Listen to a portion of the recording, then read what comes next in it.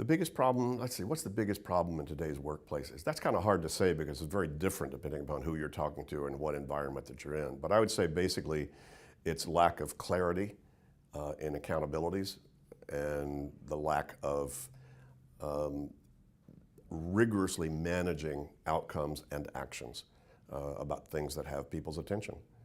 And that creates an awful lot of mess out there, an awful lot of wasted time and energy. A bad meeting will start to create bad emails that then start to create bad meetings, which create bad emails. It is a sinkhole out there. If you don't have clarity about what are we trying to accomplish, what's the next step, and who's doing it.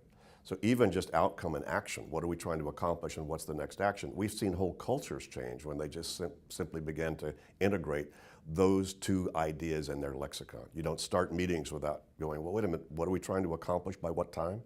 And you don't end conversations with each other without saying, well, what did we just decide and who's doing what? Is that yours, is that mine? And that's probably the biggest need in an organization, is the kind of clarity that comes about by implementing the GTD best practices.